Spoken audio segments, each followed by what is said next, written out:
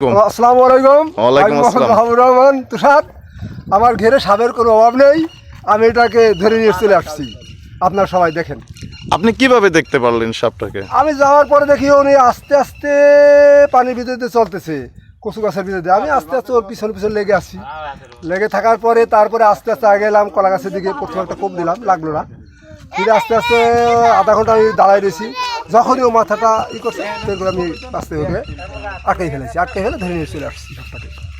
তো এই আপনার যে পুষ্কুনি মানে ঘের আছে, মাছের ঘের, এখানে আরো অ্যাভেলেবেল আছে? অ্যাভেলেবেল আছে। এটা আপনি অনেক দেখছেন? আমি প্রতিদিন দেখি, ওদের দেখা তো আমাদের সঙ্গে দেখা, কিন্তু এটাকে না বলে গত হলো ব্যথা, এই জন্য নরমাল লাগে নাই। তো আপনি খুব একটা সাহসের পরিচয় দিয়েছেন। এরকম সাহস অনেক সময় অনেকজনের কাছে আসে না।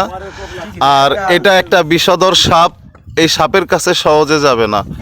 আর আপনি একটা অবশ্যই একটা সাহসের পরিচয় দিচ্ছেন। আগামীতে এরকম দেখলেও আপনি মনে হয় ধরবেন, এর মারবেন মনে হয়। আমি যথেষ্ট দেখি, প্রতিদিনই 2-4টি দেখি। আমার যথেষ্ট আছে, মনে হয় যে আমি পালি, এরকম মনে হয়। তাই না? যাক, এ সত্যি আমার মাস্টার কাকার অজান্তেই তার ঘেরে কিন্তু ফার্মের মতো হয়ে গেছে এই সাপের বংশ বিস্তার। তো শুধু এক প্রজাতির সাপ না, দেশীয় বিষধর সাপের ভিতরে বিভিন্ন প্রজাতির সাপ রয়েছে আমাদের এলাকায়। দেখতে পাচ্ছেন এর শরীরের উপরে জিল দিচ্ছে, যেন কোনো বিউটি এক্সপার্ট তাকে সাজিয়ে দিয়েছে কিছুক্ষণ আগে।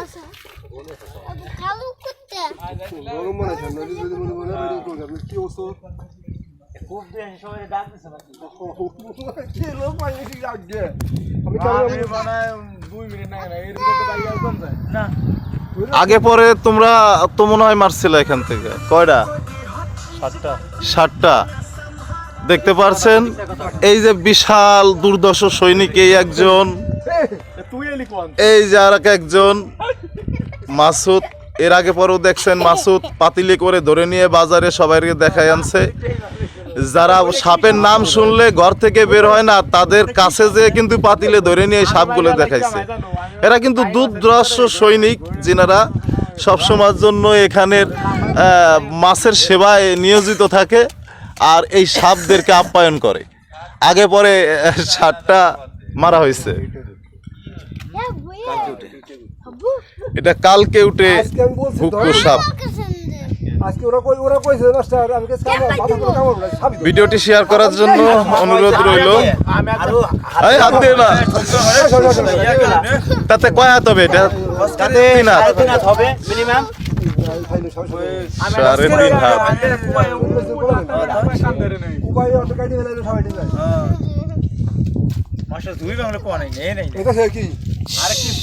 এখনো তাজা, ও এখনো তাজা। ও দৌড় দিবে। ওর আড্ডি ভাঙবো না পারো নাই তোমরা ওর হাড় ভাঙতে পারো নাই এখনো। সম্মানিত ভিউয়ার্স, ভিডিওটি শেয়ার করার অনুরোধ রইল। আপনি দেখেছেন, অন্যকে দেখার করে সুযোগ করে দিবেন। অবশ্যই ভিডিও ভালো লাগলে অবশ্যই লাইক দিয়ে যাবেন। যদি কোনো মতামত থাকে কমেন্টস বক্সে জানিয়ে যাবেন।